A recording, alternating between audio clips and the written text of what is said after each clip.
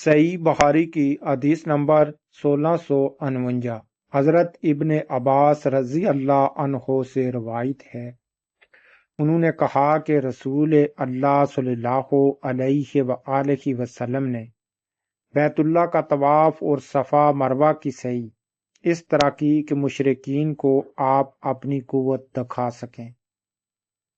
رسول اللہ صلی اللہ علیہ وآلہ وسلم نے بیت اللہ کا طواف اور صفا مروہ کی سعی اس طرح کی کہ مشرکین کو آپ اپنی قوت دکھا سکیں۔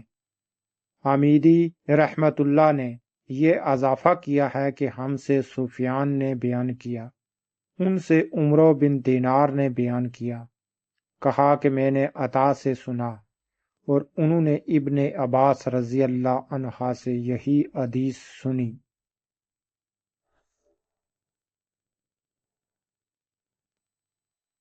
صحیح بخاری کی حدیث نمبر 1650 حضرت عائشہ رضی اللہ عنہا سے روایت ہے، انہوں نے فرمایا کہ جب میں حج کے لیے مکہ آئی تو اس وقت میں عائزہ تھی۔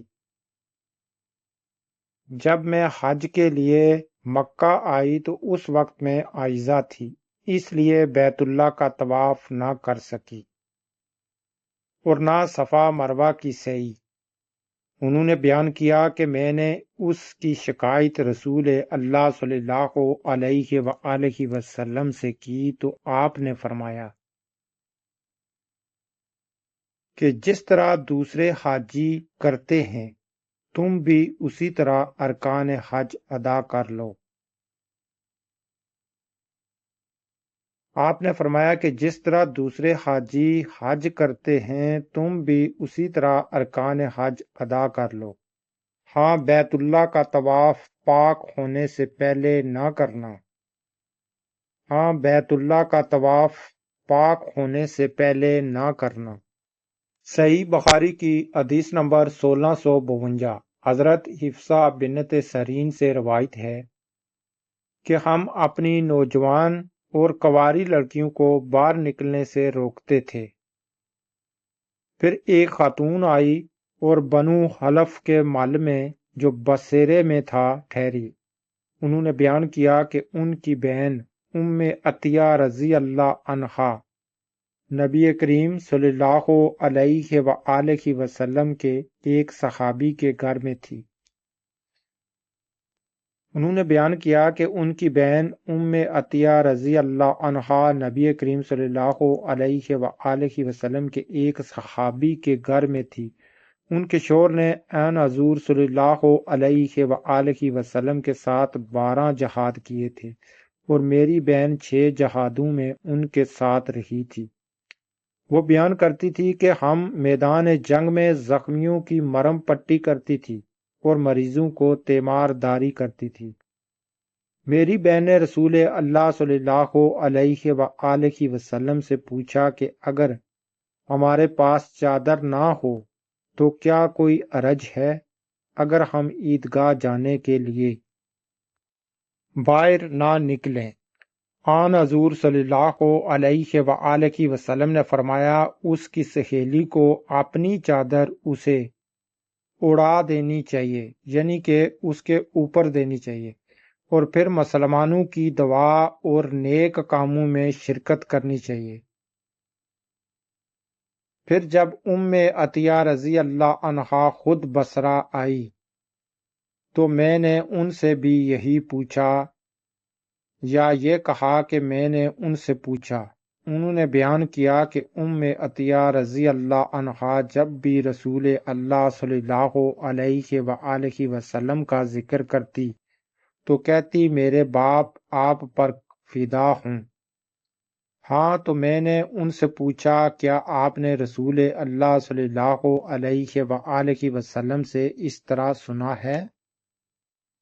انہوں نے فرمایا کہ ہاں، میرے باپ آپ پر فدا ہوں۔ انہوں نے کہا کہ رسول اللہ صلی اللہ علیہ وآلہ وسلم نے فرمایا کہ کنواری لڑکیاں اور پردہ والیاں بھی باہر نکلیں، یا یہ فرمایا کہ پردہ والیاں، دوشیزہ اور عائزہ عورتیں سب باہر نکلیں اور مسلمانوں کی دعا اور خیر کے کاموں میں شرکت کریں، لیکن عائزہ عورتیں نماز کی جگہ سے الگ رہیں۔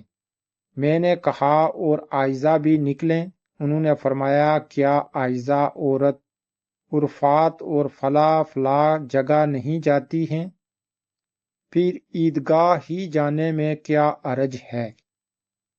اس حدیث میں ہمارے پیارے نبی حضرت محمد صلی اللہ علیہ وآلہ وسلم سے پوچھا گیا کہ یا رسول اللہ، ہماری جو جوان لڑکیاں اور کنواری لڑکیاں ہیں جن کے پاس پردے کی چادر نہیں ہے، کیا وہ بھی عید کی نماز کے لیے عیدگاہ میں جا سکتی ہیں؟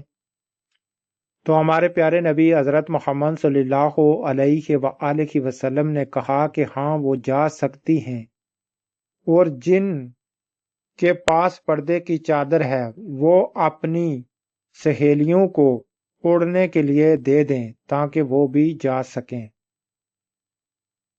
اور آپ نے فرمایا کہ ہم نوجوان اور کنواری لڑکیاں اور پردے دار خاتون اور عائزہ خاتون بھی عیدگاہ میں جا سکتی ہے۔